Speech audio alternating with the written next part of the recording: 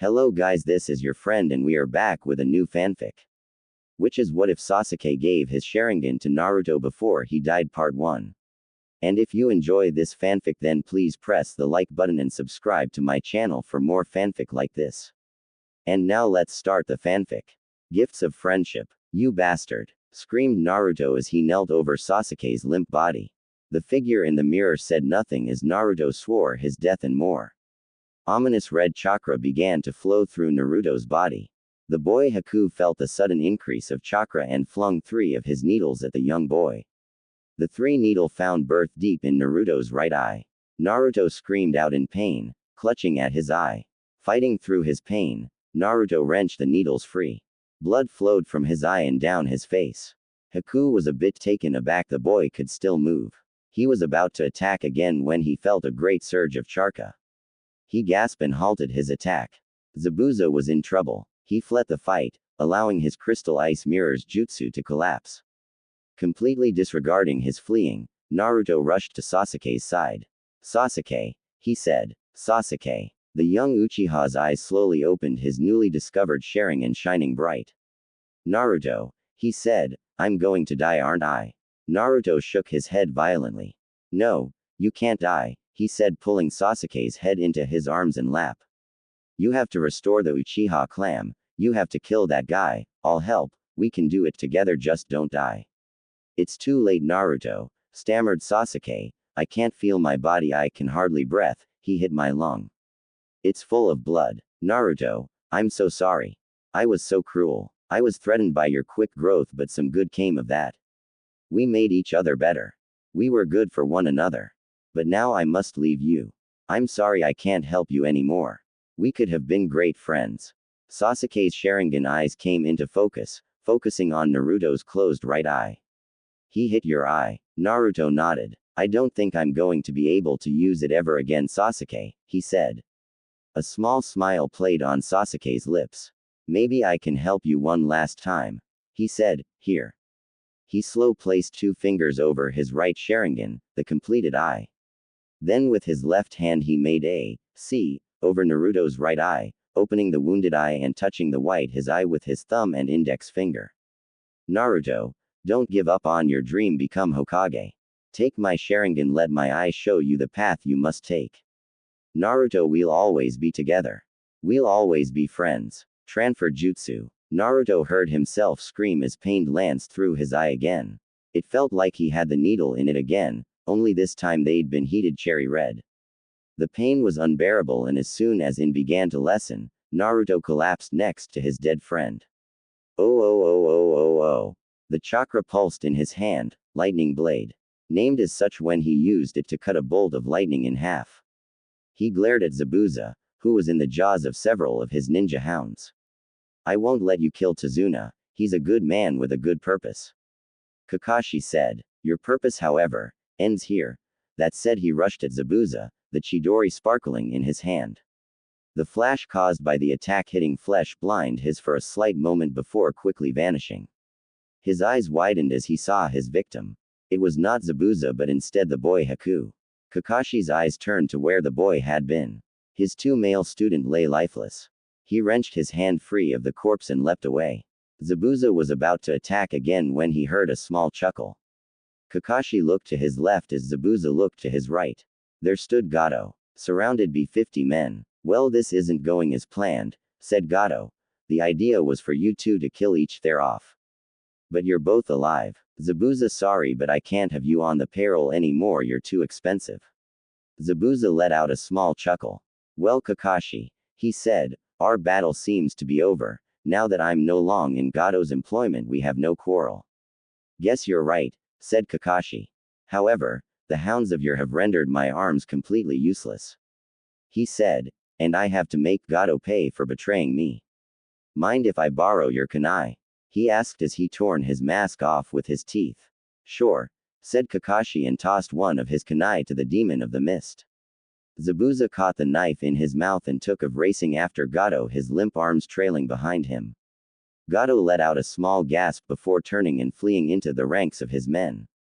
Zabuza followed him, cutting his way through them until he reached the other end.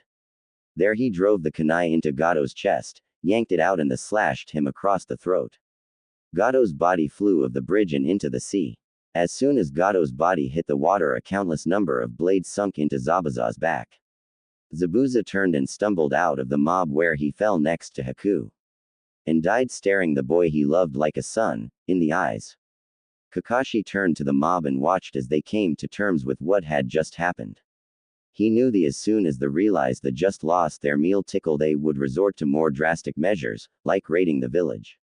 They turned grumbling amongst themselves and started to advance on Kakashi. Just as they came close, an arrow sunk into the bridge. Kakashi turned and saw that the entire village had come to defend their home, and leading the pack was Arani. Kakashi smiled under his mask. Naruto, you've done it. He turned and faced the mobsters with the villager at his back. Seeing that they were outnumbered, the thugs quickly turned and left. Letting out a sigh, Kakashi pulled his headband over his left eye. It was over. He didn't know how right he was. Sasuke. Naruto. Came Sakura's distraught voice echo in his ears. Kakashi turned and ran to his students. Sakura, he said, and she turned and latched onto the front of his vest. Kakashi checked Sasuke first. Needles covered his body, including some in his left lung. He checked for a pulse. The last of the Uchiha was dead. Then he turned to Naruto. He was covered in needles as well, but when he checked for a pulse, he found one. It was faint but defiantly there. It was then he noticed Naruto's right eye had blood coming from it. Fearing the worst, Kakashi slowing opened the boy's right eyelid. What he found caused his breath to catch in his throat. There, in the right eye of Naruto Uzumaki, was a level 2 Sharingan. Oh. So that's that. I choose the right eye for 2 reasons. 1. Kakashi's Sharingan is in the left and I didn't want to copy it. 2. Because in the fight with Haku in the show and manga, that is the eye that is level 2, the left is only level 1. Broken. Naruto sat with his knees drawn up to his chest as he stared at a small stone headstone. He'd been here every day since the day he got back from the Land of Waves a month and a half ago. It was Sasuke's headstone. Here lies Sasuke Uchiha, last of the Uchiha, a friend forever. He'd read the inscription thousands of times. With his left eye, his right had been wrapped in bandages since the moment he'd woke up. Sasuke had given him the Sharingan, but he had yet to see it. Kakashi insisted he kept it wrapped in a secret. As far as the village knew, Naruto had been severely wounded in the battle against the rogue ninja Zabuza while defending Sasuke after he went down. The only people who knew the real truth were Sakura and Kakashi, not even the third knew. This of course brought more grief to Naruto, as many villagers saw the death of the last of the Uchiha his fault. He hadn't expected this. He had been getting treated better since making Genin. But now he was back to square one. Of course Iruka-sensei and Kakashi-sensei supported him as much they could, and Ayame and the old man at Ichiraku's helped a bit. Even old man Hokage visited him from time to time and even came to the headstone once and hugged him as he cried over his inability to protect a comrade. However, his biggest supporter, surprisingly enough, was Sakura. Yes, she had been upset and cried for a couple days. But she was nothing compared to Naruto. Naruto had been with Sasuke almost every day they were in the Land of Waves training together, and even though neither of them had really wanted it, the root for a strong friendship had been planted. However, just as it seemed like that tree had began to grow, that root was ripped out. Sakura visited Naruto every day. She'd spend hours searching the village until she found him. Sometimes he would be in his apartment, which she now had a key for despite his protest. Sometimes he'd been on top of the Hokage monument on the fourth's head, but most commonly he was here, at Sasuke's grave. Before Sasuke's death, Sakura had never ever seen Naruto cry. After his death, Naruto cried 2 or 3 times a week. After a while, Naruto stood and walked back toward the village, his hands tucked in the pockets of his black pants. After the funeral, Naruto had gotten rid of everything that reminded him of Sasuke. That included his orange jumpsuit, which Sasuke used to tease him about from time to time. Now he wore a simple pair of black pants, black thong-style sandals, and a deep blood-red t-shirt. He wasn't wearing his headband. He hadn't wore it since he got back. He hadn't been a mission. He rubbed the bandage covering the right side of his face, thinking back to when he'd woken up. Flashback. Naruto hurt all over as he slowly opened his eyes. Well, one eye really. his other eye was covered in a thick bandages. He slowly sat up and reached for the bandages, intent on taking them off. Don't, came a familiar baritone voice. He turned to see Kakashi sitting in a chair next to him reading his book. Your eye hasn't completely taken root and want for the next 2 weeks. Leave the bandages on. Naruto let out a sad sigh and dropped his hands in his lap. A sad look on his face. Sasuke is dead, said Kakashi. I know, said Naruto flatly, tears sprung up in his left eye. I couldn't save him, Kakashi-sensei, why couldn't I? I tried and tried, but everything I do I screw up. The graduation exam, your test that we only passed because of Sasuke, those stupid D ranks where I kept letting my pride get in the way, and now, I've let Sasuke die. He sucked his knees to his chest, put his arms on his knees and cried. He couldn't remember how long it was for, but he knew it was a while. The whole time Kakashi stayed by him, knowing exactly what he was going through. Pride was the bane of many ninja, Kakashi included. Because of his foolishness and pride, Obito had died an unnecessary death. Now Naruto blamed himself for Sasuke's death. Naruto, said Kakashi. Naruto looked up at him, his eye red and puffy. Sasuke's death wasn't your fault. I know you. I've trained you for 6 months. I know you did anything and everything you could to save him. It hurts, believe me when I tell you I know what you're going through. But crying about it won't bring him back. It's okay to feel sad about losing him, but crying won't help. Kakashi said all this looking at the far wall. Finally he turned to Naruto. However, on the reverse side of things, don't bear this burden alone either. Sakura and you are going through the same thing.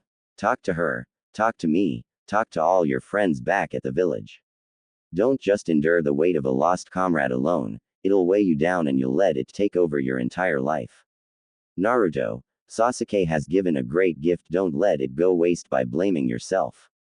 It'll tear you up. We'll help each other, Kakashi finished with a small one-eye smile. Naruto's face fell back to look at his hands in his lap. The door opened, causing Naruto to look up and see the last person in the world he'd wanted to face, Sakura Haruno. He'd expected her to start yelling and screaming and insulting him and making him feel terrible. However, as soon as she saw the broken and defeated look in his eyes, she crumbled. Oh Naruto, she whispered as she came to his bedside and knelt down on the floor and wrapped her arms around his neck. You did your best, I know you did. I'm so sorry, Sakura, Naruto choked out, I'm so sorry. He cried into her shoulder as she gently stroked his back and whispered that it was going to be okay. Tears sprinkled at the edge of her eyes, but she forced them back. She'd cried over Sasuke's body for 3 hours, now she needed to be strong for Naruto. The 3 days Naruto had been out had given her a lot of time to think. She hadn't been in love with Sasuke, she'd been in love with the idea of loving Sasuke. But when you boiled it all down, it was just a childhood crush. Sasuke was her friend first and now he was gone. But she'd watched at a distance as Sasuke and Naruto got closer and closer each day, despite how much they'd resisted. The teamwork they'd shown in their efforts to free Kakashi from Zabuza's water prison jutsu was a beacon of that friendship. And now, just as they both were finding their first true friend, Sasuke had been killed and it broke Naruto. Sakura refused to be weak right now, there would be time for that later. Right now Naruto needed what little strength she had to offer. Naruto struggled to get his sobs under control with staggered ragged gasps. Shish, shish, shish, Sakura soothed, trying to help him calm down. It's all right, Naruto, she rocked him side to side as if he were a 3-year-old. Naruto finally got himself under control and went slack in Sakura's arms. She pulled back a little to look straight into his eyes. There was pain there but also gratitude. She had been there for him, not yelled at him, when he needed her most. Thank you, Sakura, he rasped.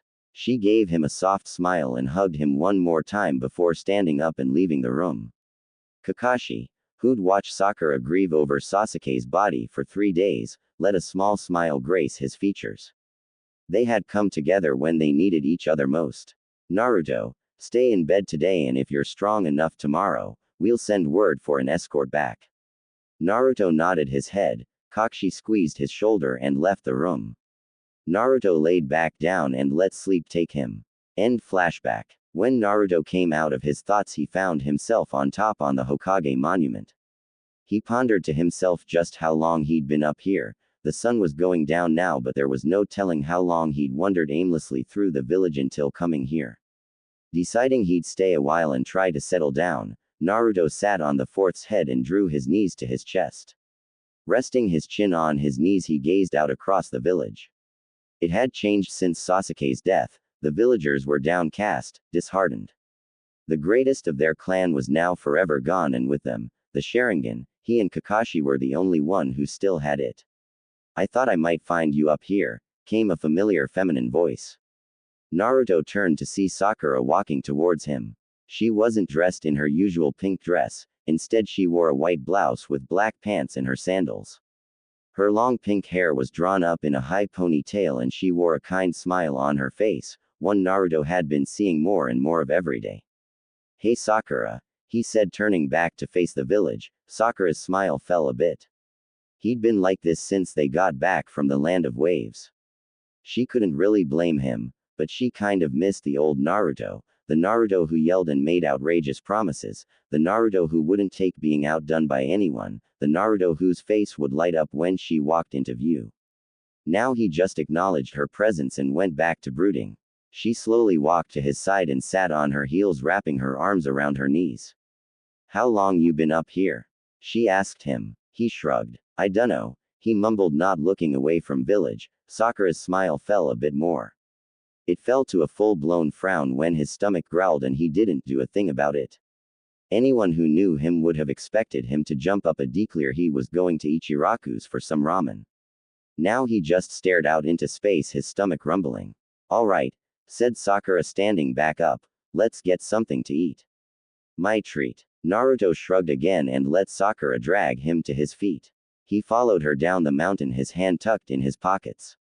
They slowly made their way to the ramen stand ran by old man Ichiraku and Ayame. She sat him down at his favorite stool before sitting down next to him.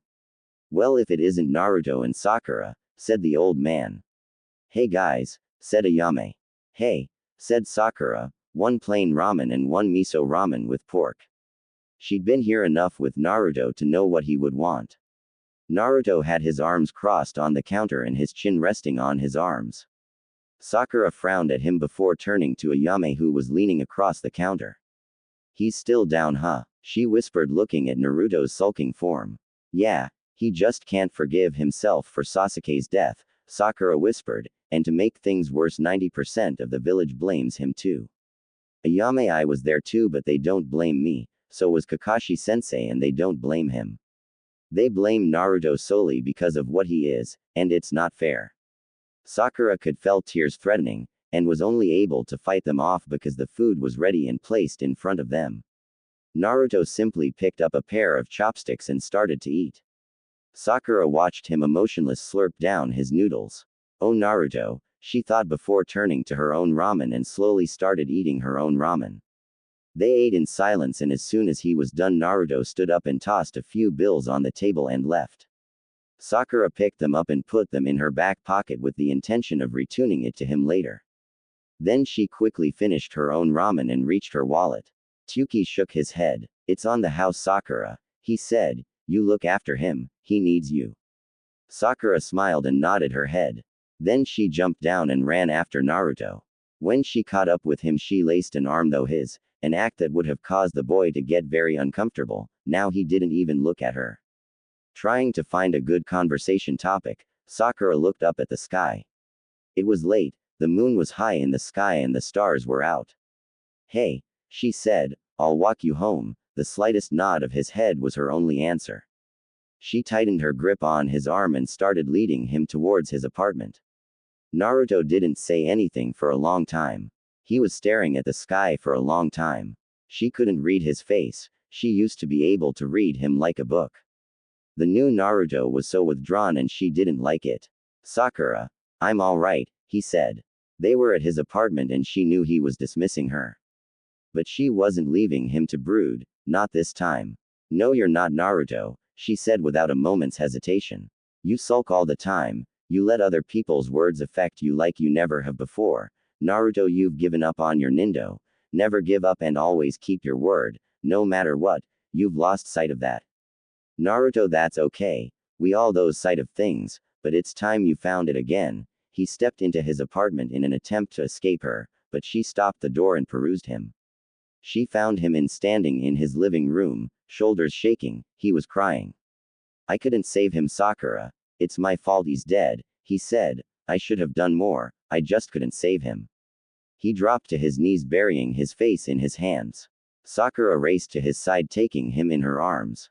It's not your fault, Naruto, she soothed. It's not. Haku killed him, not you. Oh, Naruto. Sasuke knew what being a ninja meant. He took that mission. He fought because he had a goal. Naruto, he wouldn't want you to beat yourself up over this. As hard and cold as Sasuke wasn't, he wouldn't want you to blame yourself. By this point, Naruto had his arms around Sakura, hugging her to him like she was his lifeline, the only thing anchoring him to the ground. Sakura pulled back and took his face in both her hands so she could look him right in the eye. Naruto, let him go, she said. Put Sasuke to rest, honor him by fulfilling your dream, become Hokage. Naruto's crying slowly reduced to sniffles, then subsided altogether. Here, let's get you to bed. She helped him up and led him to his bedroom. Once they got there, she sat him down on the bed and stood up. You get changed. I'm going to get you something to drink. She turned and left, headed for his small kitchen and went through his cupboards looking for a glass. Once she found one, she filled it with water from the tap and carefully carried it back to his room. She found Naruto laying on his bed in his boxers. Averting her eyes, Sakura pulled the covers over his body and got him to sit up and helped him drink half the glass and set the rest down on his bedside table. Get some sleep, Naruto, she said. I'll see you in the morning.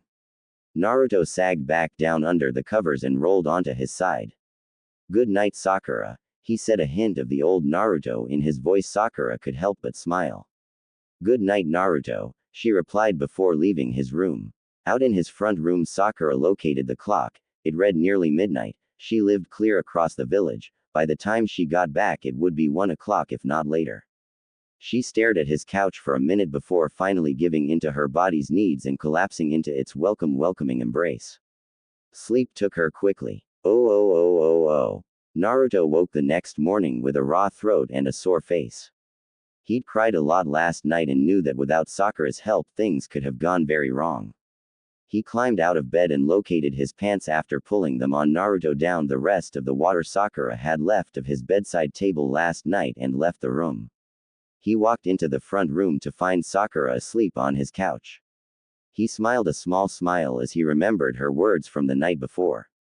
She'd saved him in ways she would never realize. He turned to look at the clock to find that it was 11 in the morning, time for her to get up. Cautiously, he knelt down and shook her shoulder. Sakura, it's time to get up, he said softly, trying not to startle her.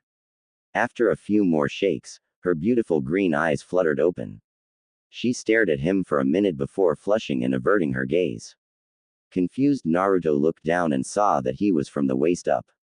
He mumbled an apology before rushing back to his bedroom and pulling on his shirt.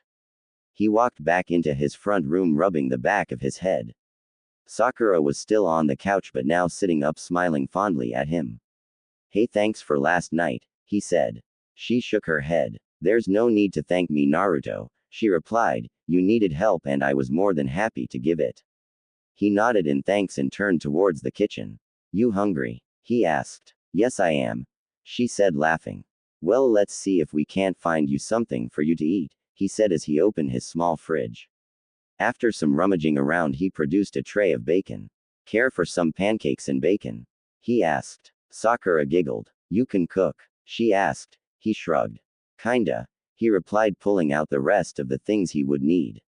I just assumed all you knew how to cook was instant ramen, she said, getting up off the couch and wrapping the heavy blanket she'd used the night before around her to shield her from the crisp winter morning chill. A ghost of a smile formed on Naruto's face before he shook his head. No, he replied, I dabble at regular cooking too, I'm still not very good though. He began to mix the batter as he turned on the stove to cook the bacon. Sakura moved up beside him and took the bowl of batter away from him. Here, let me help, she said, and began mixing as Naruto placed 4 strips of the bacon in the pan. They worked in comfortable silence for a while before Sakura finally broke it with an unexpected question. Naruto, why do you keep the Sharingan covered? She asked, not looking up from the pan she was making pancakes in next to him. He took out the last strip of bacon and set it on the plate before turning off the burner and leaning against the counter with his arms crossed. To protect myself, was his answer. What do you mean? She asked, looking at him this time. What would people say if they saw I had Sasuke's Sharingan? What would they do? She didn't need him to elaborate to know exactly what he meant. If people knew Naruto had the Sharingan, they would assume he'd taken it from Sasuke, not received it as a gift. They would call for punishment. It was better this way. Leaving the topic alone for now, Sakura finished the pancakes and took the platter to the table. Naruto joined her with the bacon and they ate in companionable silence.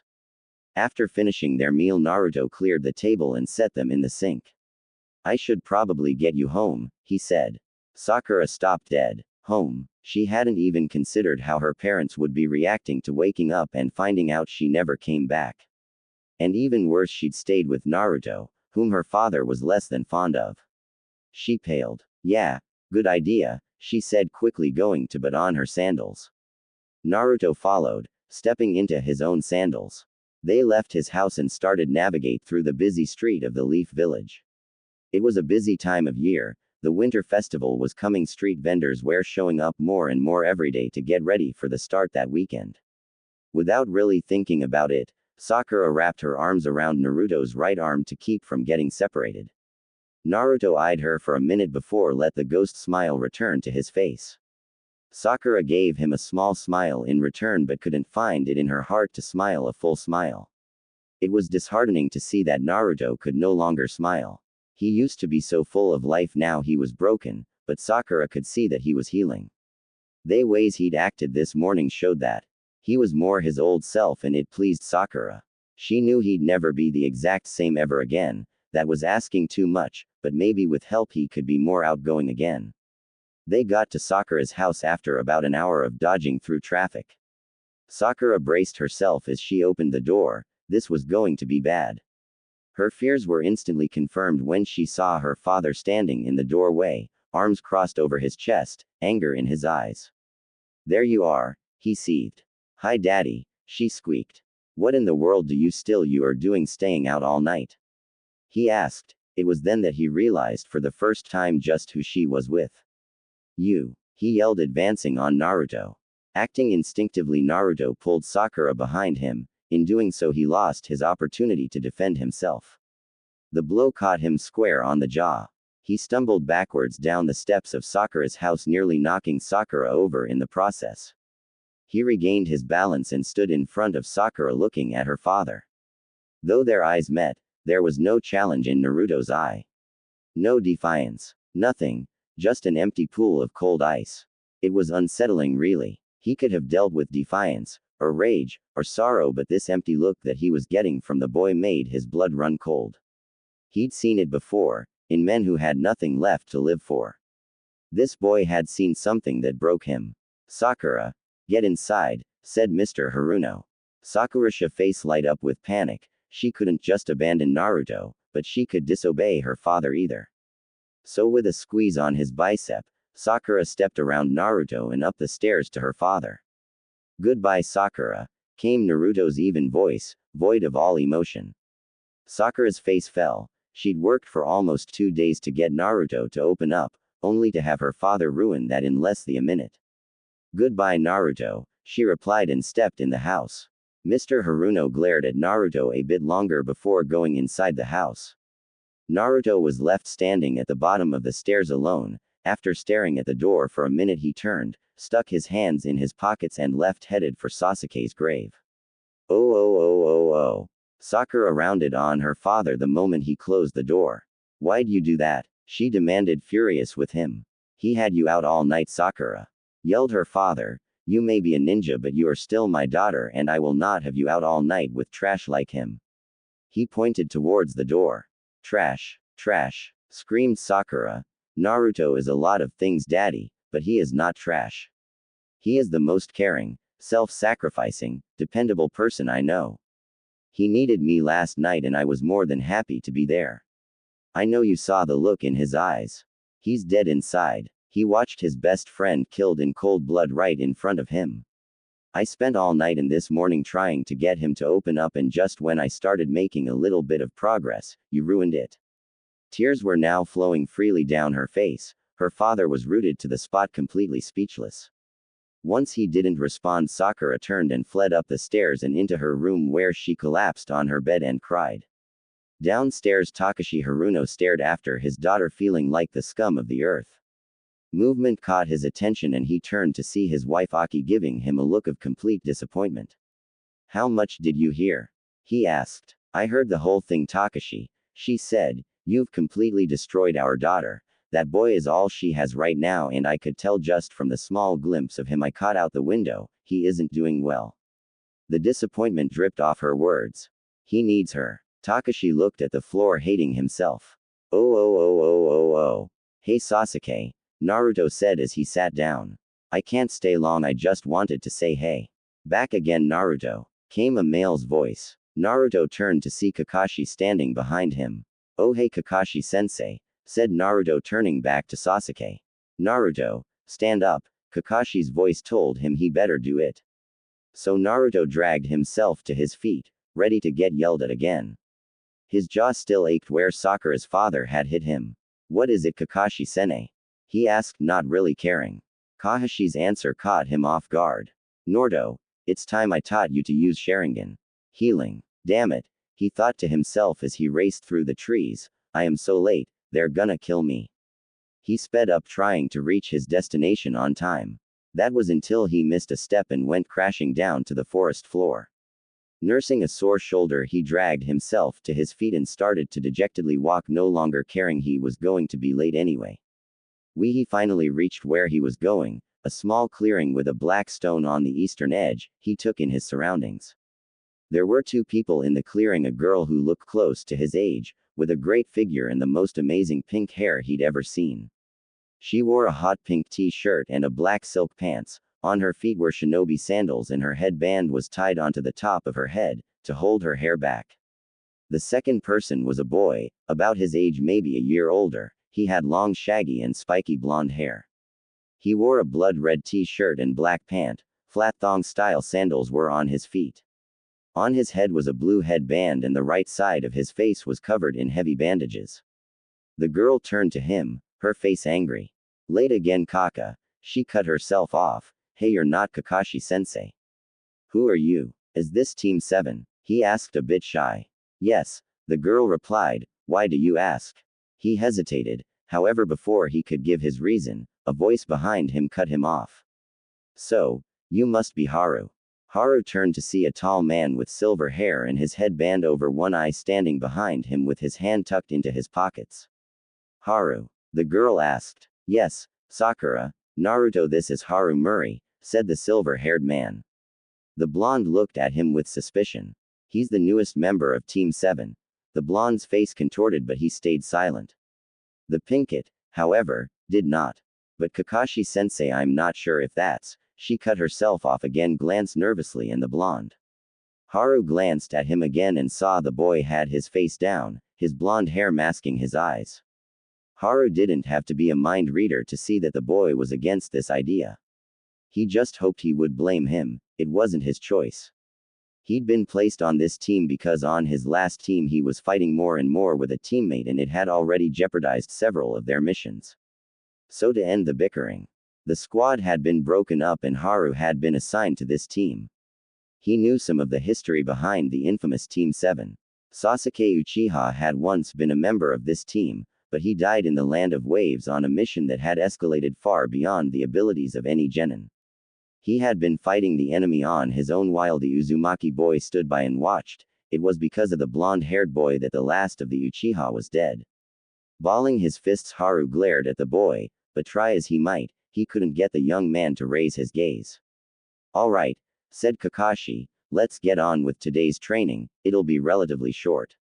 Combat training. You'll fight each other for 3 hours, do not hold back. If you do, you will get injured because your opponent won't.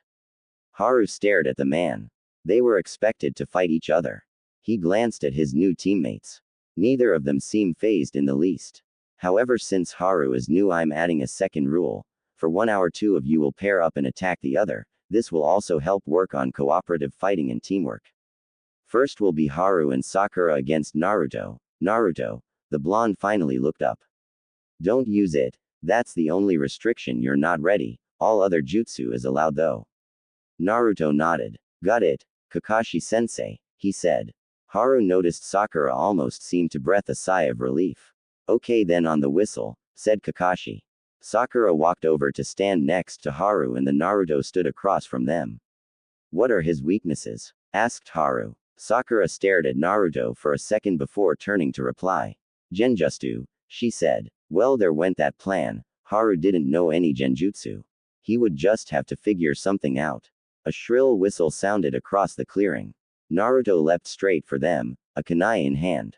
Haru noticed he was coming right for him. He froze. He was hardly any good at close combat.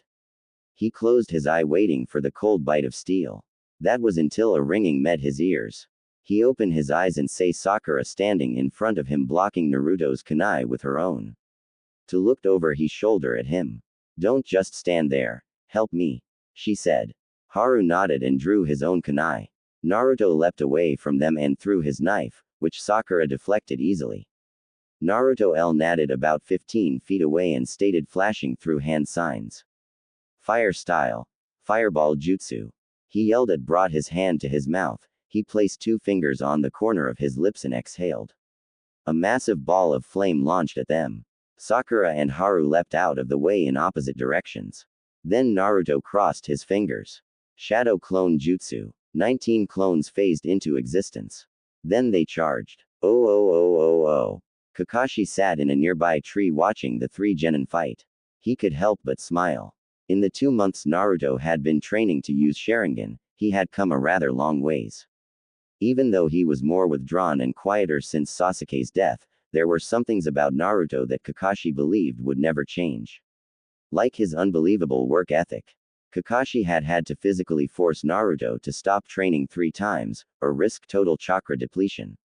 It was true that Naruto had a substantial amount more chakra than Kakashi, but the hours Naruto put into his training would put a normal person in a near coma state. About a month into the training, Kakashi stumbled across another change in Naruto. When Sasuke had given Naruto Sharingan, he'd also inadvertently transferred his own prowess with fire jutsu to Naruto. Naruto could now use fire jutsu so powerful it rivaled Sasuke's, hell it even Kakashi's. Kakashi watched as Naruto attacked with his shadow clones. Like he said, some things never change. Like Naruto's ability to create a ridiculous amount of shadow clones. The 3 had battled for 45 minutes now, and so far, Sakura and Haru had been able to fight Naruto to a standstill.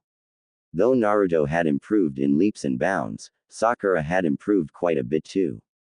She said that her total inability to do anything against Zabuza and Haku had opened her eyes, and she had committed herself to training, even joining Naruto and Kakashi at times when they were training with Sharingan.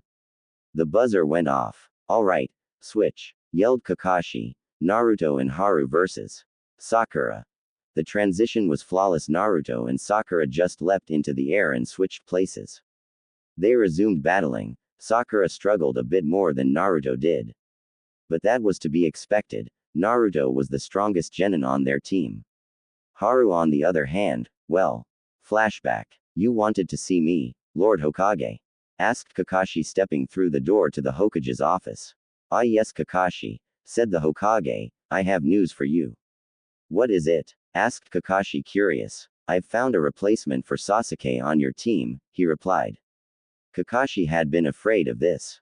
Lord Hokage, I don't, started Kakashi, but the village leader cut him off.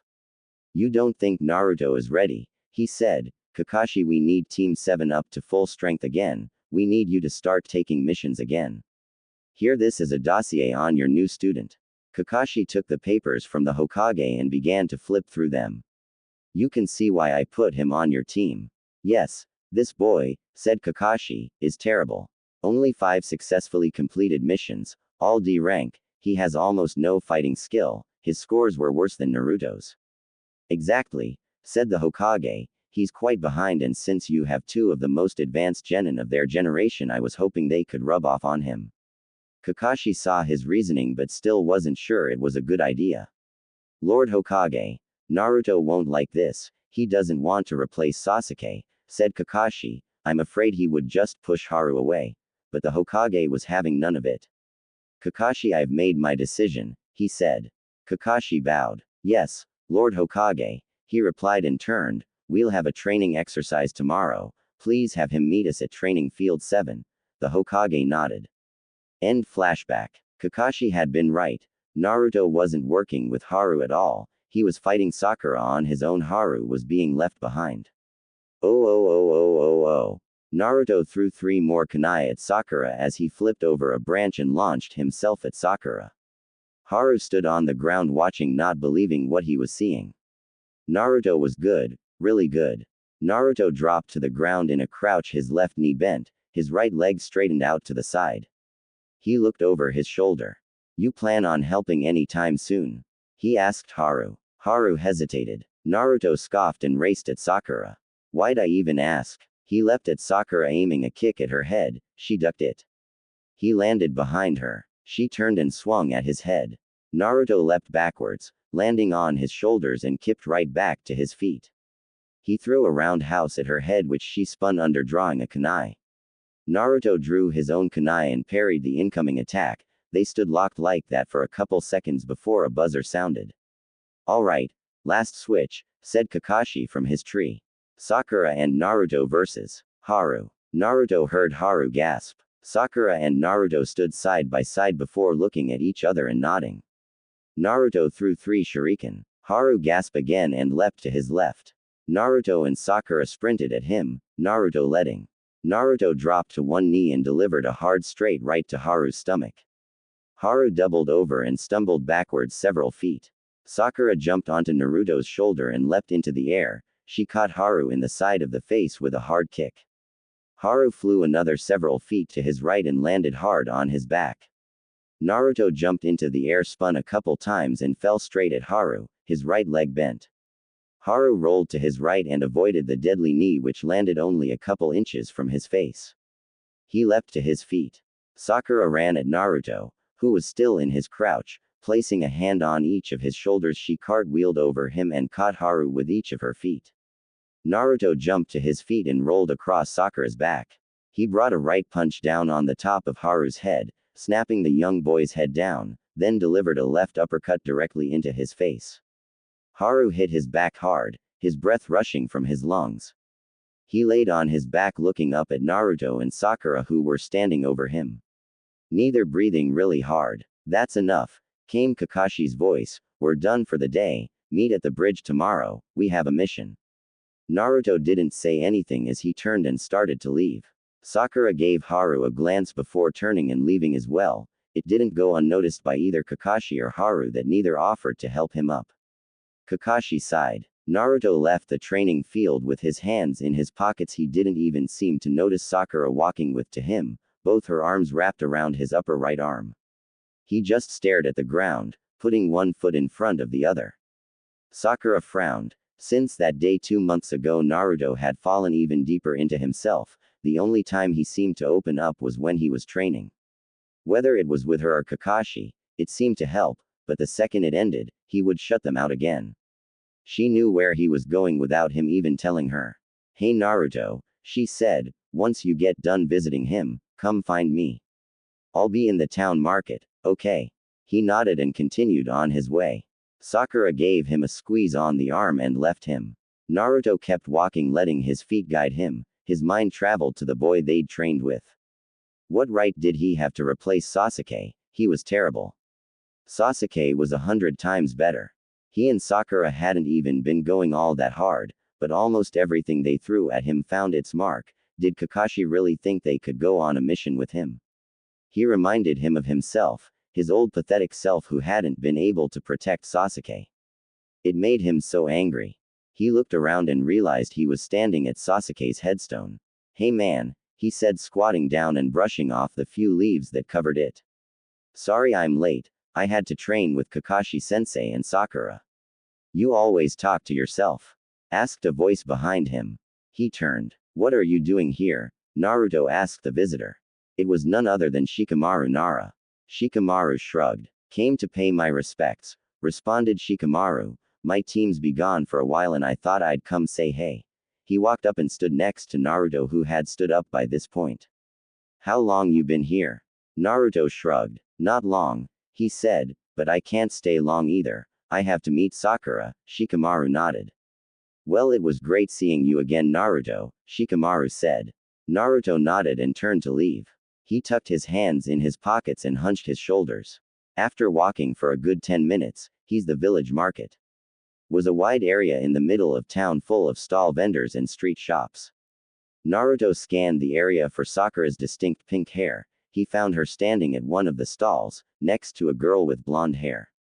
Ino. Naruto turned to walk away, but Sakura must have turned around because she called out to him. Naruto, there you are, she called. He turned to see her racing towards him. Ino held back her mouth a firm line. Naruto knew what was going on. In the past 4 months he'd been back, Ino had tried extremely hard not to listen to the rumors that said Naruto had let Sasuke die. She tried so hard not to blame him. She slowly walked over to Sakura and Naruto. Hey Sakura, I'll see you later, okay? She said, and without looking at him she added, nice seeing you, Naruto. And like that she was gone. Sakura let out a small sigh as she wrapped her arms around Naruto's. She did it quite often now, neither really knew why, but it was comfortable. Sakura figured she did it to protect Naruto, give him something else to focus on than the harsh words and cruel whispers that always surrounded him every time he went out. They walked through the market for a while, Sakura stopping occasionally to look at something at a stall or admire an item at a street shop. Naruto never said anything, he just walked with her, stood by her and watched over her. A silent escort. As the night wound down, Naruto decided it was probably time he got her home. She agreed and together they walked to her house. It was a good 30-minute walk. As they walked, Sakura couldn't help but look up at Naruto's calm, stoic face. He was actually quite handsome, and Sakura knew that if she hadn't been so obsessed over Sasuke when he was alive, she probably would have been quite attracted to Naruto while they were in the academy. Though part of her was glad she wasn't back then, because she knew if she had had a silly school girl with a crush like she had been with Sasuke, she wouldn't have been able to put her ridiculous behavior aside and help him like she was now. Smiling to herself, she looked back down at the ground, slightly tightening her grip. Naruto glanced at her from the corner of his eye before turning his gaze back forwards. In time they reached her house. Naruto walked her up the stairs and stood at the doorway as she reached for the doorknob. But just before she could grab it, the door opened and none other than Takashi Haruno stood there waiting.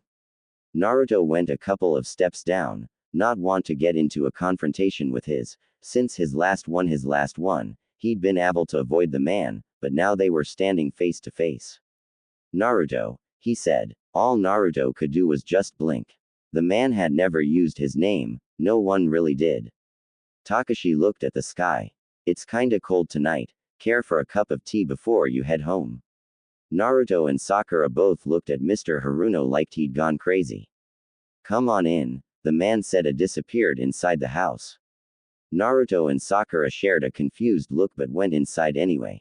They found Takashi and Aki in the kitchen talking in low whispers, however as soon as they say them enter, the husband and wife fell silent. Takashi turned to the stove where he was heating up water, while Aki turned to Naruto. Why don't you come sit down, Naruto? She asked with a kind smile in her face. Naruto let her lead him to the couch in the living room while Sakura stayed in the kitchen with her dad. Okay daddy, she said, what's going on? Takashi looked confused. What do you mean, Sakura? He asked in return. The last time you saw Naruto you punched him in the face, she said, her hands on her hips. Now you're inviting him in for tea. Sakura, her dad said, not looking up. You don't know this, but I've been watching him for a while. I hurt him and I feel terrible for it. I'm trying to make amends for what I did. Sakura was silent for a long time. You promise, daddy? She asked. Because Naruto doesn't need people messing with him right now, he's bad enough as it is. I promise, Sakura, he replied, a bit taken aback at how protective his daughter was of the boy. Sakura seemed to accept that and moved to help him finish with the tea. Once they had 4 steaming cups of tea, they left the kitchen and went into the living room where Sakura found a very uncomfortable Naruto sitting on the couch playing with the hem of his t-shirt, a nervous habit of his. She handed him his tea and sat down close next to him, their hips almost touching. So Naruto, I meant to ask you, why do you wear those bandages? Asked Takashi, genuinely curious. All the Harunos saw the boy stiffen. I'm sorry, I didn't mean to make you uncomfortable. Naruto shook his head. It's all right, he said, but didn't provide an answer. The 4 drank their tea in relative silence. Naruto would shift every now and then, trying his best not to be rude, but he couldn't help but feel like he was being examined by Sakura's father. He would take nervous glances at Sakura, but she would just smile at him. After they finished their tea, Naruto stood up to take his leave. Quietly thanking them for the tea, he made his way for the door, stepping into his sandals. Sakura walked with him, and as he opened the door, she put a hand on his shoulder to get his attention. He turned to look at her. She was smiling, a small smile, but a genuine smile. Then she stood on her toes and gave him a small kiss on the cheek. A small smile ghosted his own mouth, and her turned and left the house. Oh. Naruto leaned against the railing of the bridge, his arms and ankles crossed. Sakura was next to him, sitting on the railing looking at the water. Their newest member Haru was across from them, cross-legged on the bridge. Is Kakashi-sensei always this late? He asked. Yeah, pretty much, said Sakura, not looking from the water. Naruto nodded in agreement, not looking at him. Haru let out a sigh, looking back down at his lap. He'd been trying all morning to connect with his team. The beating he took the day before showed just how far behind he really was. They had worked completely together, all without saying a single word to one another. He sighed again. Naruto was watching Haru from under his bangs. He watched as he took out a kunai and a whetstone and started to sharpen it. He snatched his hand back and stuck his thumb in his mouth. He'd cut himself. The boy was terrible. When he had first arrived today, Naruto had every intention of telling him he wasn't wanted and to go away. But something had held him back. He had been the same way once. Flashback. But there are 3 of us, that's what you said, yelled Naruto from where he was tied to a post. We're all on this squad and we're all in it together, said Sasuke, his look of defiance ever present. End flashback. A small smile played on his lips. Dead for half a year, thought Naruto, and still showing me up. Naruto had been tied to a post and his team had been told not to feed him. Yet Sasuke knew they would need to work as a team, and if Naruto was hungry, it would hurt the team. The same was true here. Haru was weakened behind, that hurt the team. He had to do something. He straightened and walked over to the boy and knelt down in front of him. Haru looked at him curiously. Naruto picked up his abandoned kunai and whetstone. Here, he said, when you're sharpening a kunai, hold the whetstone like this. He showed him the proper grip. That way you don't have to worry about cutting yourself. Haru stared at him. Don't look at me, try it. Haru took the kunai and whetstone from Naruto and gripped it that he had showed him and started to sharpen the blade. He smiled as he continued. Sakura couldn't help but smile as she watched over her shoulder. Naruto was opening up. It was so nice to see him open up to someone besides her. Last night she'd laid on her bed for hours thinking about the small kiss she had given him. It had taken a lot of courage on her part, but that small gesture of the caring she had for him had seemed to help him a little bit. This morning when they had met at the bridge, he had given her a small smile. She was brought out of her musing by Kakashi walking on the bridge. Hey, he said. Sakura let out a sigh. You're late again, Kakashi-sensei, she said. Sorry about a black cat crossed my path so I had to take the long way, he said. Sakura shook her head. Did he even realize he used the same 4 excuses over and over? I'm sure you did, she said, not feeling like arguing and ruining her good mood. Well, let's get going, said Kakashi, turning towards the Hokage tower. Haru put his kunai and whetstone away and made to get up, yet he saw a hand palm up being held out to him. He followed the arm and saw Naruto looking down at him. With a small grin, Haru took his hand and let him pull him to his feet. Sakura had to smile again. Naruto was getting there, true wasn't there yet. But it's a long road to a healed heart, and Sakura would be there for him, every step of the way. Teamwork. Naruto let out a long sigh as he sat on one of the 3 pillars in training field 7. They'd been here for 3 hours waiting for Kakashi. This was getting a little ridiculous. Naruto had even gone to Sasuke's grave early so he would be on time. It was supposed to be really important and Kakashi was late, again. Naruto put his elbows on his knees and his chin on top of his interlaced fingers. His gaze fell Haru where he laid on the ground a few paces away. He had his fingers interlaced behind his head and his legs crossed at the ankles. They'd come a long way in the month they'd been together. Naruto and Sakura had been trying to integrate Haru into the team. Flashback. Naruto and the rest of Team 7 walked next to the large caravan they had been charged to protect. Naruto and Haru on one side, Sakura and Kakashi on the other. They were in charge of escorting it to the capital from the land of tea. The caravans had been being attacked by bandits lately and they were in need of escorts. Naruto walked with his hand in his pocket staring at the ground. He'd come a long way since watching Sasuke die. He was able to interact with his team, he even smiled from time to time now. But he still visited Sasuke every day. He didn't think a day would go by for the rest of life that he wouldn't. He just couldn't let his teammate go. Sasuke had always been there. Even in their academy days Naruto was always striving to surpass Sasuke. Then when they were put on the same team, Naruto was both angry and relieved. Angry because it would give Sasuke even more chances to show him up, but he was relieved as well because he had a strongest person in their age to measure himself against. Now he had no one. He'd been using Kakashi but it was hard to see your own growth when going up against a Junin as a genin, the gap was just too large. Naruto was brought out of his brooding when he caught a glimmer to his left. In an instant a kunai was in his hand, he deflected the knives that were thrown at him. Sounds of metal striking metal on the other side of the caravan told him that Kakashi had ran into a similar problem.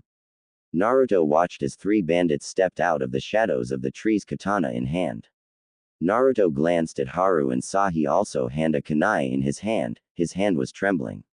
Haru, he said causing the boy to look at him, we can do this together, just stay with me and watch each other's back, got it?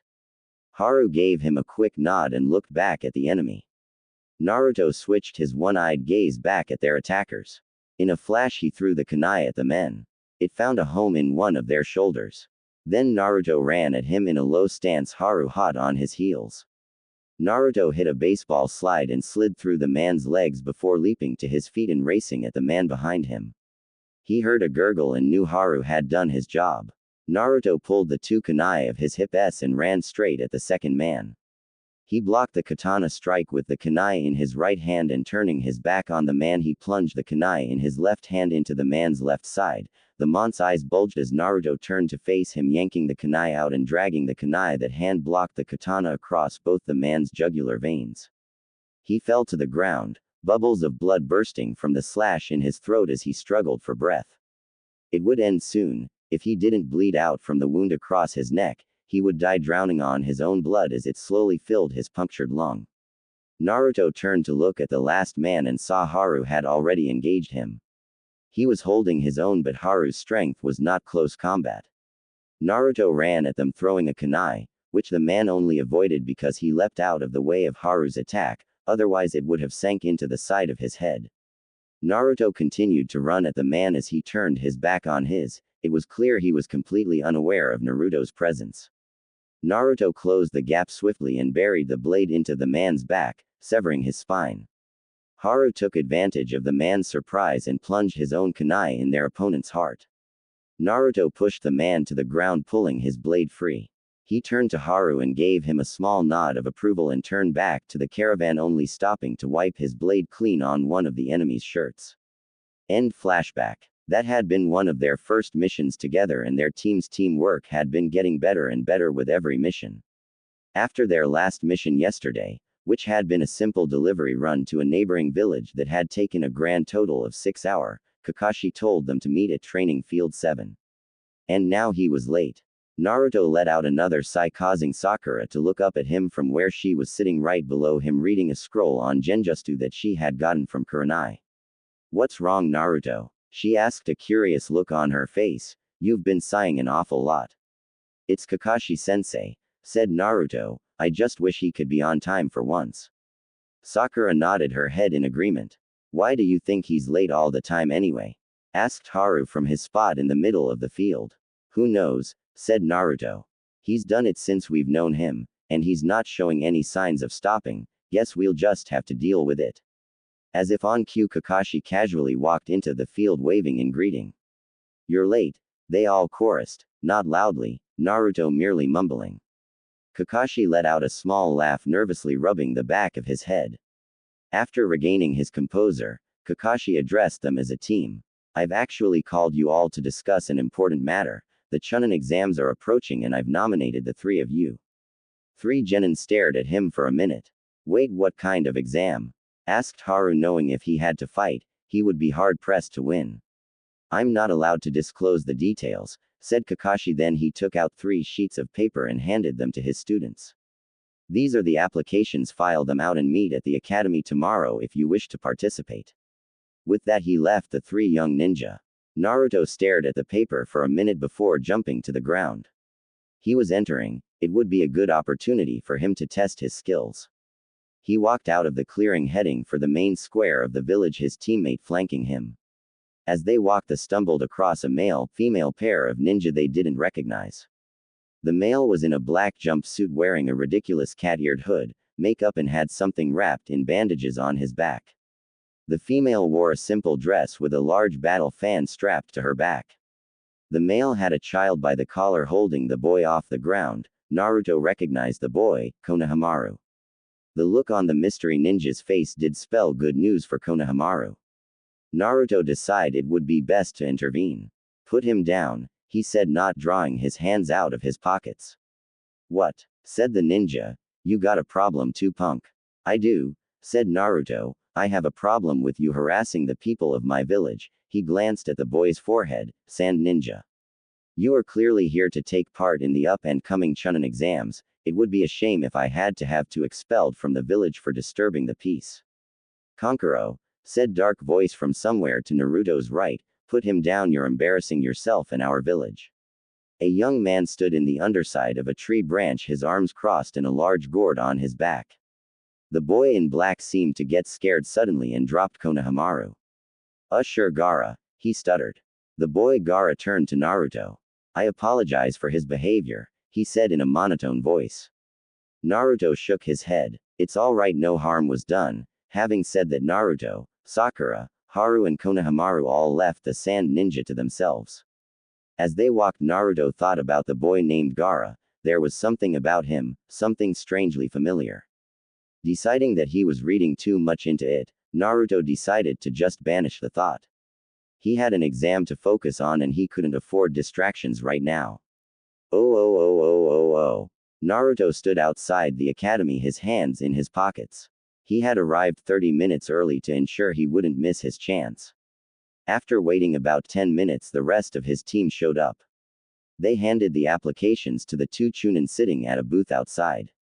Head upstairs, 3rd floor, room 305, one of them said. Naruto nodded, and then, with his team flanking him on either side, he entered the academy. He walked up the stairs into the 3rd floor where he found and entered room 305. The room was packed, and in the front stood the rest of the rookie 9. Naruto walked over and stood next to them, his hands still deep in his pockets. Hey Naruto, said Choji as he approached. Naruto inclined his head in greeting and stared out amongst the rest of the ninja. There were genin from all over the land, grass, sand, rain. There were even 3 ninja with music notes on their headbands. Naruto locked eyes with one of them, a man who had most of his face covered in bandages. They stared at each other for a minute. Sakura glanced nervously at Naruto and then looked at Haru, who was watching Naruto. Then surprisingly, the man with the music note on his forehead broke the eye contact. A ghost of a smile crossed Naruto's face as he glanced at the rest of the rookies. Some of them were looking at him with stunned looks. Naruto gave them questioning looks before turning to look at the examiner that just entered the room. All right, you scum, said Ibiki. Everyone take a number from the box the examiner is passing around, then take your assigned seating. Naruto drew number 19D. He walked up to row 19 and sat in the 4 seat. To his left was a grass ninja and to his right was Hinata. They passed out the tests. You have 1 hour, said the examiner. No cheating. If you are caught 3 times, your entire team will fail. Begin. Naruto flipped over his paper and saw a 9-question test. The 10th question will be given with 10 minutes left. Naruto stared at it for a minute. Great. All the skills I've picked up and I still suck at taking tests, he thought.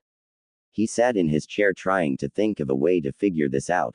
There was no way he could answer any of the questions, they were just way over his head. He was gonna have to cheat, but how? Flashback. Kakashi and Zabuza stood on the water, eyeing each other. Both men stared, flashing through hand signs, Kakashi copying Zabuza flawlessly. They both used the water-style jutsu, throwing Naruto around. Then Zabuza stared, making random movements. Kakashi moved flawlessly with him, mimicking every movement the demon of the mist made. End flashback. 10 months ago Naruto would have slapped himself in the forehead. Now he was more reserved. He started subtlety scanning the room for potential candidates. Through a sheer stroke of luck, the man right in front of him was writing like a man possessed. Pretending to scratch the right side of his face, Naruto slightly pulled down the bandage over his right eye. He had been training for the last 6 months with Kakashi in using Sharingan. It was time to put that training to at least some use. For the first time since the death of Sasuke, the right eye of Naruto Uzumaki opened. Sakura scanned the test, and glanced at Naruto, who was staring blankly at his test. This was bad, though his battle prowess and jutsu skills had increased by leaps and bounds since Sasuke's death. But his intellectual and deductive reasoning skills hadn't improved at all. She wasn't going to have a problem and Haru should be okay. Though he wasn't a very good fighter, Haru was actually quite smart. Sakura watched Naruto be still for a long time before finally moving. He scratched the bandaged side of his face, then stared, writing. Her fears laid to rest for the time being, Sakura turned to her own test. I hit a gold mine with this guy, thought Naruto as he copied the answer for the 5th question. In a matter of 20 minutes Naruto had the entire test filled out and finished. They had 5 minutes until the 10th question was released. Naruto pulled the bandage back over the Sharingan to conserve his chakra and sat back in his seat with his arms crossed. People around him were starting to finish. As he glanced around, he realized that there was a significant fewer number of people. He'd been so focused on copying the man's movements he hadn't noticed people being removed. All right, listen up, said the proctor. It's time for the 10th question. Naruto looked up at the proctor, trying to read him. He hadn't been able to for the entire exam. It was starting to wear on his nerves. But before we reveal the 10th question, there are a few rules. Rule number 1. Each of you will have the choice whether or not to take the final question. There was a collective gasp from the students. However, should you choose not to take it, you will get a 0 on the test and automatically fail, and in extension, your entire team will. Rule 2. If you do decide to take the final question and do not answer correctly, you will be barred from taking the Chunin exams ever again. Gasp wasn't the correct word this time. It was more like a scream of terror. Naruto watched as student after student raised their hands, backing out. Naruto glanced at Haru, who was shaking, nervous as hell. Naruto closed his eye. Go ahead, Haru, he thought. Raise your hand. Haru's hand twitched, but he kept his arm down. All right then, here we go. The proctor glanced over the class one more time. All right then, if that's everyone, I only have one thing left to say. He paused as he glanced around. Naruto's right hand twitched, ready to pull the bandage from his eye. Congratulations on passing the first exam. Naruto almost fell out of his chair. The guy next to him actually did. Hold on, yelled Sakura, jumping to her feet. What do you mean? Where's the 10th question? There is no 10th question, not a written one at least, he smiled. In fact, your answer to stay was the correct answer. Naruto crossed his arms and slumped in his seat. Unbelievable, he said, smirking and shaking his head. Then what was the point of the other 9 questions? Demanded a blonde-haired girl wearing a sand headband around her neck. Were they completely pointless? Not all, said Ibiki. In truth, they served a very important task. They were to test your ability to gather intel under the most dire of circumstances. Naruto could only shake his head. As I'm sure you realize, the questions were far too advanced for any genin to answer. The test was designed to encourage cheating. In fact, it practically demanded it. However, you had to have someone to copy off of. So I had two chunin who already knew the answers sit in with you. Naruto watched as the boy he'd been copying raised his hand.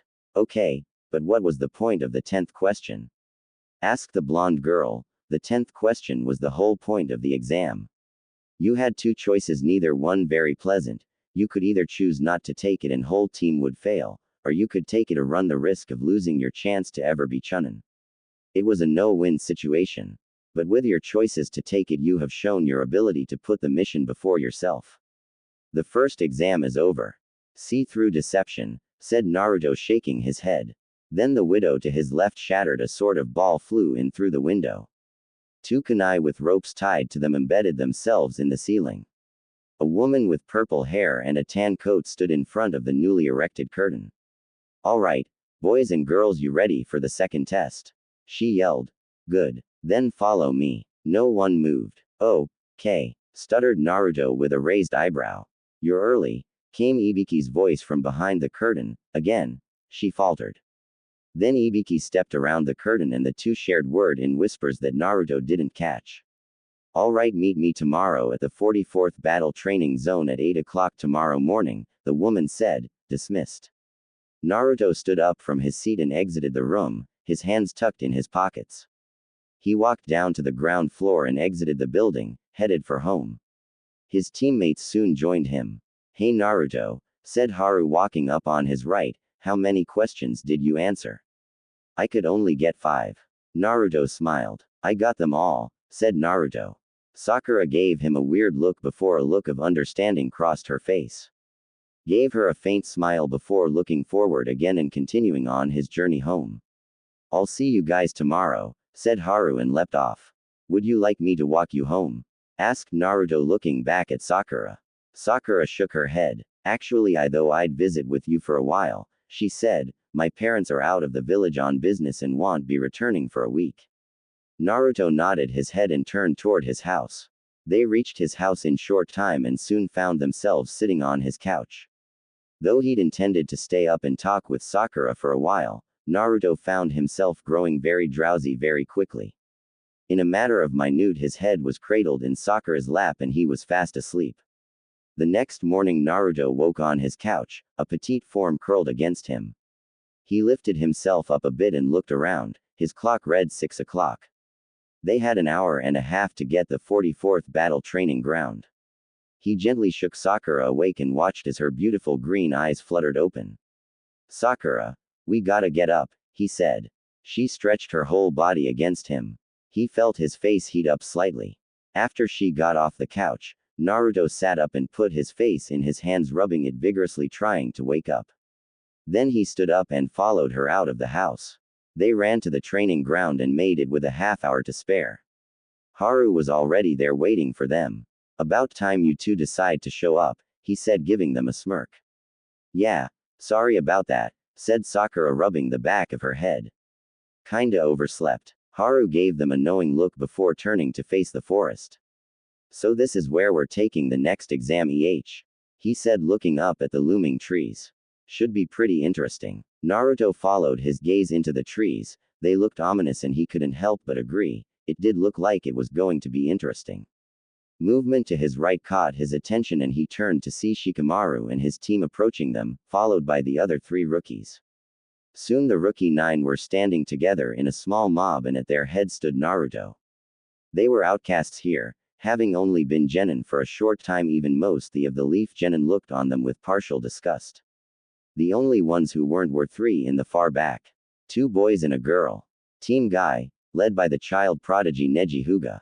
Naruto turned to face his own team and the rest of the 9, forming a small circle. So looks like we're all still in it, said Kiba, glancing around.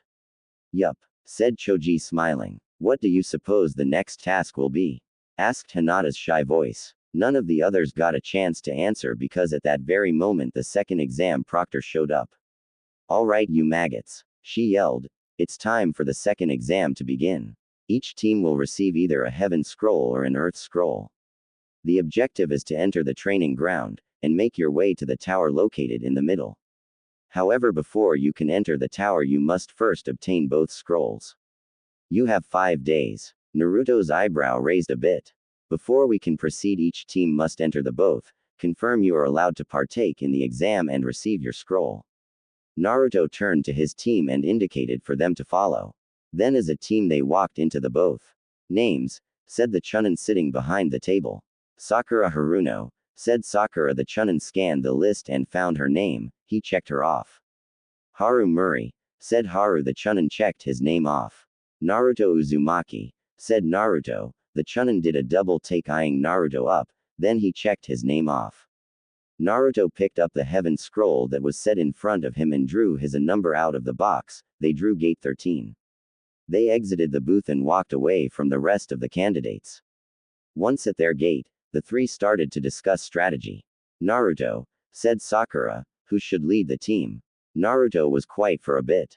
You should, Sakura. You are the smartest one out of the group, said Naruto. Haru, no offense, but you've got a bit of a confidence problem, and me, well, I already let one teammate die, I won't let you die because of me. Sakura frowned. She and Haru both believed Naruto was the best for this, but it seemed that he didn't trust himself with the well-being of his teammates. Yes, she was smart, but she wasn't a leader, she didn't have the natural ability, it wasn't in her makeup. Naruto, however, was. He knew how to inspire people, it came as natural as breathing to him, but it seemed that he had yet to overcome his fear of being responsible for another teammate's death. So she reluctantly agreed to lead them. But she knew that if any fighting started, Naruto would take over. He wouldn't even realize it, but he would, and she'd follow his every order. Naruto nodded at her and turned around to face the gate. She stared at his back, his hand tucked in his pockets, but he still stood as straight up as ever. The pride he had in himself hadn't changed. For a second she remembered Sasuke and the way he carried himself. They had been more alike than they knew, but Sakura had always been looking at them from the outside, so it was easy for her to see. She was sure Kakashi saw it too. All right, get ready, said the Chunin at the gate. Naruto stepped up to the gate. Sakura and Haru stepped up to flank him. 5, 4, 3, 2, 1, the Chunin counted down, go. The gate swung open and the three raced in. Naruto took the lead and leapt into the trees, the others hot on his heels. They raced through the trees for an hour before coming to a stop in a small clearing. Alright, how are we gonna go about finding a Earth Scroll? Asked Haru. We can't split up, but we'll lose time if we just wander around aimlessly, said Sakura, so for now we continue to head for the tower. Naruto and Haru nodded and leapt off to follow their leader. However, they hadn't gone 300 yards when Naruto put on a burst of speed and tackled Sakura out of the sky. A kunai flew overhead and Haru caught a branch and flipped up on top of it, drawing his own kunai. Naruto landed with Sakura in his arms, holding her bridal style. Thanks, Naruto, she said as he put her down. He nodded and looked into the direction the kunai had come from. 3 ninja from the grass village stood in a tree 60 feet away, squaring off against Haru. Haru leapt into the air and threw his blade. The 3 scattered. Naruto and Sakura used the distraction to leap back into the fight. Naruto slipped of his pack and flipped it open. He pulled out a crescent-bladed-like object and threw it to Haru, who caught it and landed on a nearby branch, blocking a shuriken with the blade. Then he spun the blade once. 3 identical blades sprang forth. Haru was holding the weapon of Sasuke Uchiha, the Demon Wind Shuriken.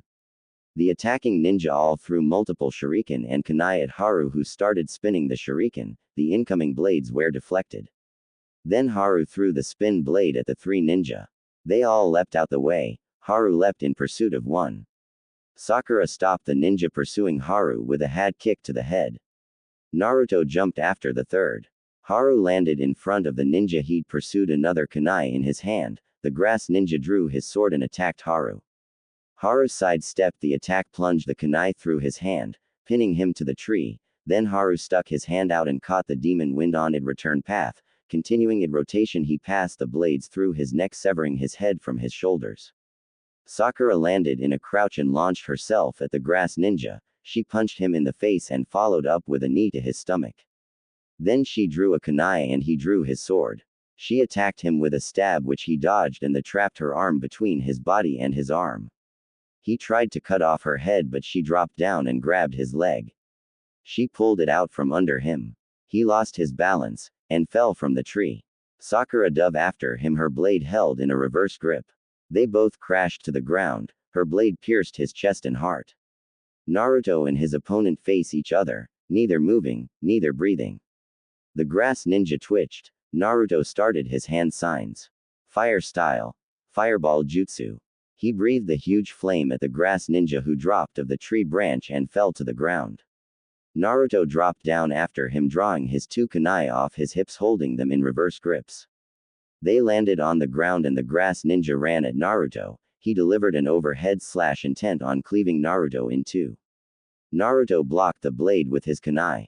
Then he shoved the ninja away and took up the ground. He delivered stabs through each of the man's biceps, then plunged the blades into his thighs.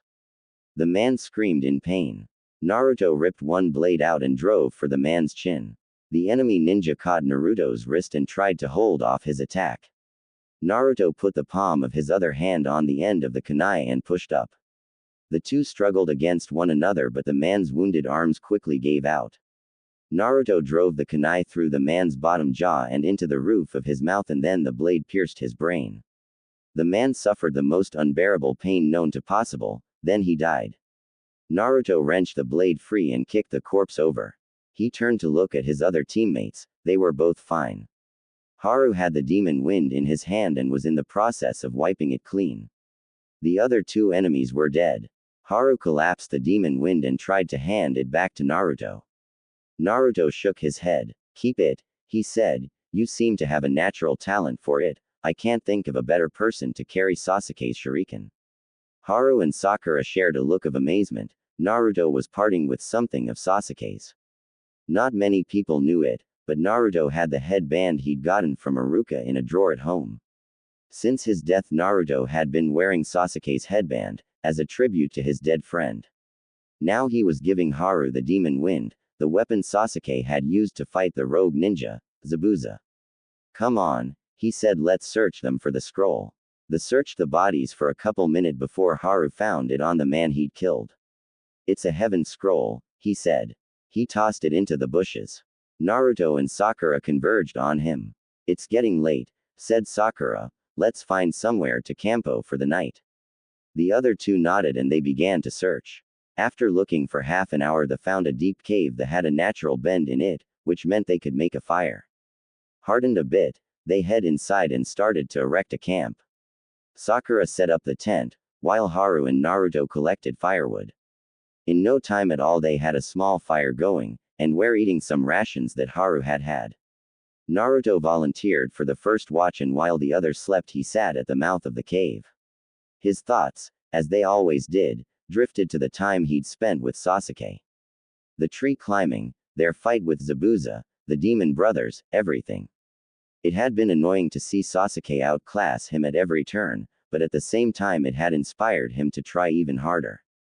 The bond of friendship and brotherhood that had been forming between them was like something he'd never felt before. But then his thoughts drifted to Haru. They were growing closer. He'd meant what he'd said about the demon wind. He'd wanted Haru to keep it. Haru would never replace Sasuke. Haru knew this. Naruto knew it. Sakura knew it. But Haru had earned his own spot on Team 7. They were now a 4-man squad. The spirit of Sasuke is the guardian angel, always looking over them and guiding, showing Naruto the path to the title of Hokage, just like he'd said. It was that line of thinking that caused Naruto to remember his other startling discovery. Flashback. Come on, Naruto, said Kakashi, just relax and watch my hands. Naruto took in a deep breath and opened his right eye, watching Kakashi. Fire style. Fireball jutsu. Kakashi let the huge ball of fire fly into the air. Now follow me this time, he said. Naruto cleared his mind and let his instincts take over, just like Kakashi had instructed. Fire style. Fireball jutsu. They said as one. Naruto's was as big as Kakashi's, causing the Junin to gasp. Amazing, he said. What? Asked Naruto. It would seem that not only did Sasuke give you Sharingan, but the Uchiha's unparalleled control of fire jutsu as well. The Nine Tails seems to have adapted your body to use Sasuke's DNA. Naruto let out a gasp. What does that mean? He asked, suddenly slightly afraid. Don't worry, you're still you, said Kakashi. you just have a little bit of Uchiha blood in you know. End flashback. Since then Naruto had been improving on his fire jutsu, and he was getting quite good at it. He was working on a few others that he had yet to perfect. All in all his skill in ninjutsu was improving, and that to very good taijutsu and you had yourself a pretty good ninja. He wanted to learn genjutsu and Kakashi said he would be able to learn a little as he got better with Sharingan, but he wasn't a genjutsu type so the genjutsu he could learn would be very limited. A few hours later Haru relieved Naruto so he could get some sleep as well. Naruto walked deeper into the cave and entered the tent to find Sakura sleeping comfortably in her bedroll. Naruto slipped into his which was to her right and laid on his back with his hands crossed under his head. Sakura rolled over and curled up against him, resting her head on his chest. Naruto, focusing on her presence, slowly drifted off. When he awoke again, Sakura's warm body was gone. He sat up and looked around the tent. Sakura was gone, but Haru was there, sleeping with his back to Naruto. Naruto brushed the top of his bedroll off his legs and left the tent.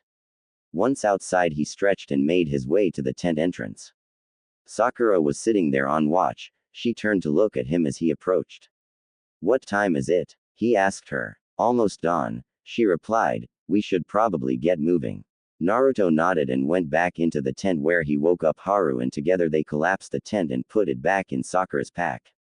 Naruto carried her pack out to her as he threw his own across his back. Haru's pack seemed to have vanished. "Haru, where's you pack?" asked Naruto. "Don't have it anymore," answered Haru. "I didn't have anything else in it, so I made it into this."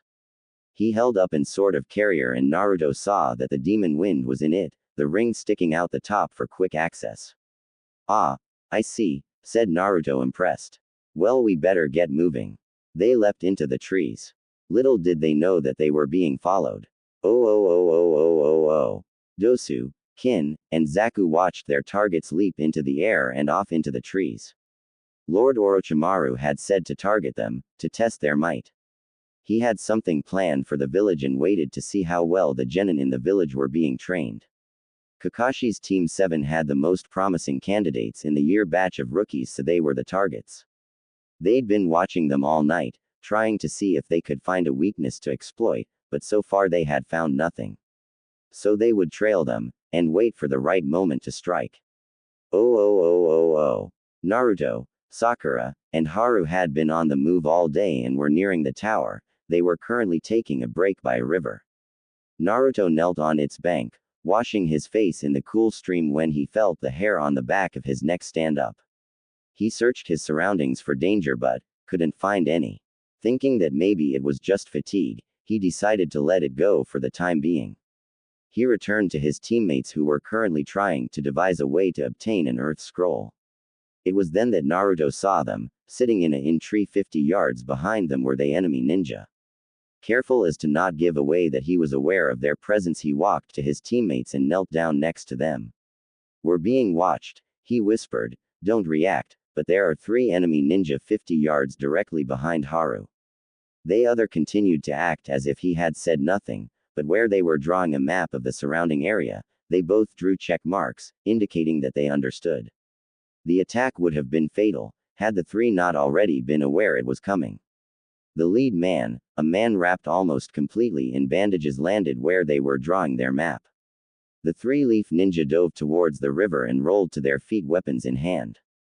Naruto had his 2 kunai, Haru wielded the demon wind, and Sakura had a kunai in her hand. "So," said the mummy man, "you were aware of our presence all this time?" "What if we were?" countered Haru. The mummy man was joined by 2 others, a man with spiky hair and a lean woman. All 3 wore headbands with musical notes on them. "I'm curious," said the mummy, "what kind of scroll do you carry?" "You see, we carry this earth scroll."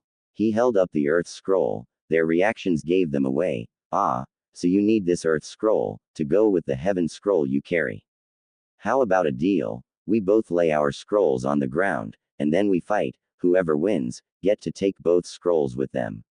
Naruto wanted to accept. An earth scroll had fell right into their laps, but if the man was revealing what kind of scroll he had, it could only mean that he was confident in his and his teammates' chances of winning. But they really didn't have any choice.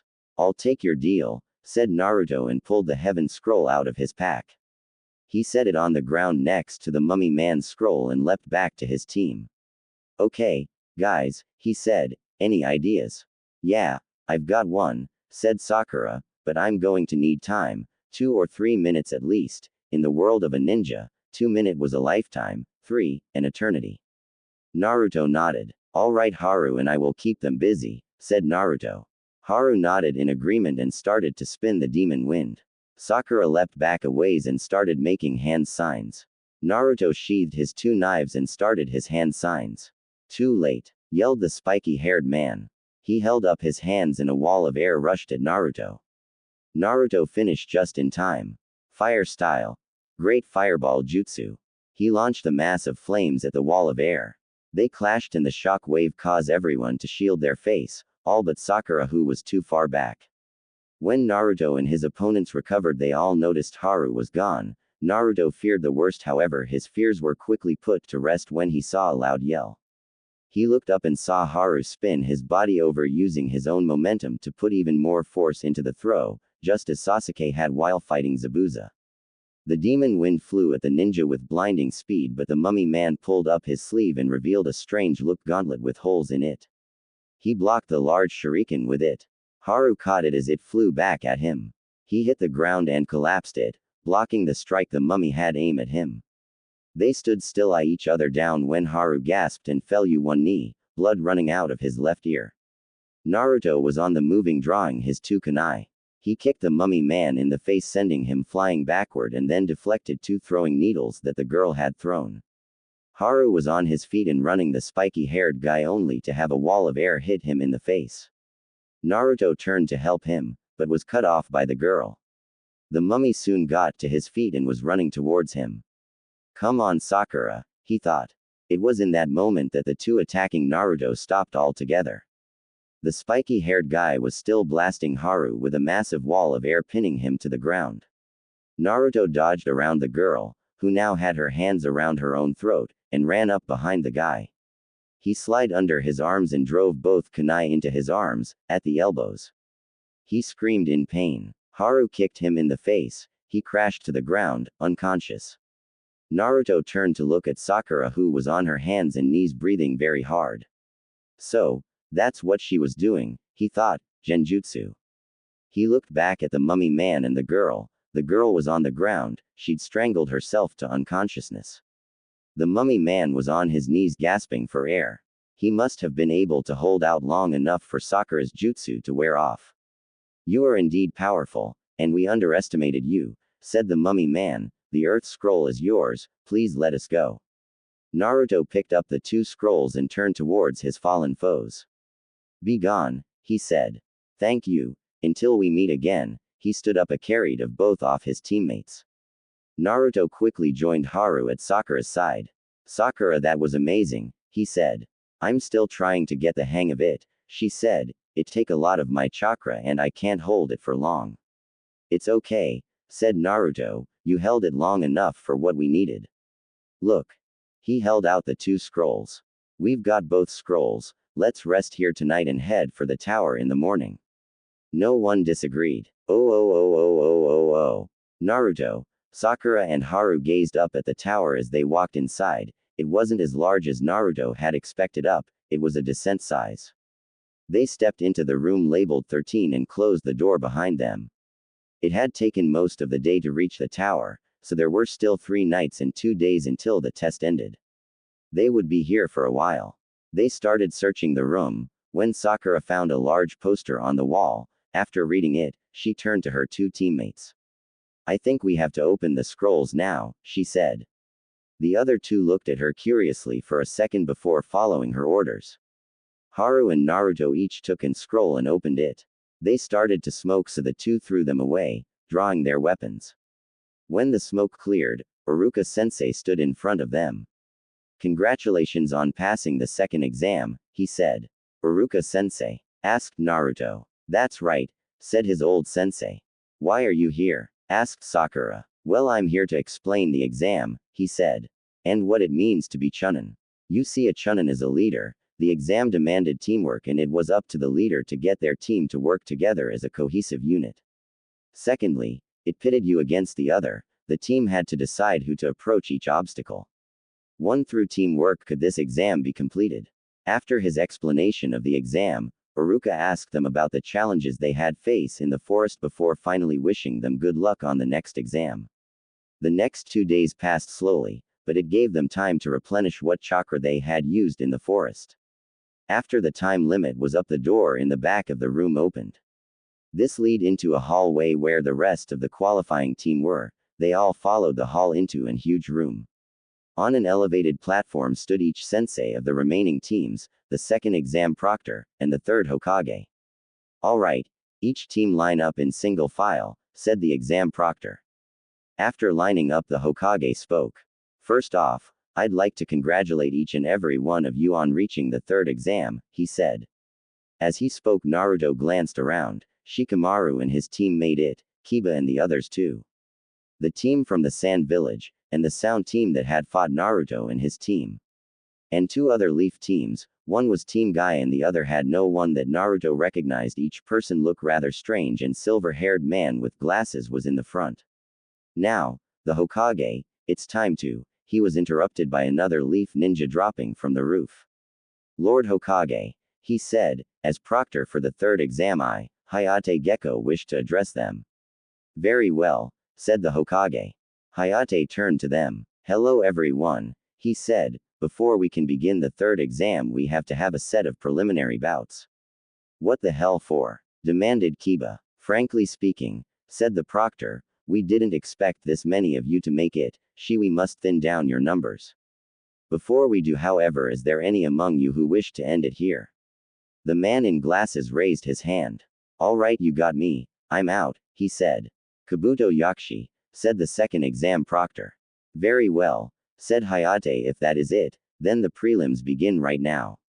A screen high in the wall began to randomly go through names. It ended on Haru and one of the Leaf ninja dressed in purple. The other went up to the catwalks on either end of the room. Only Haru and his opponent remained. It was time for the third exams to begin.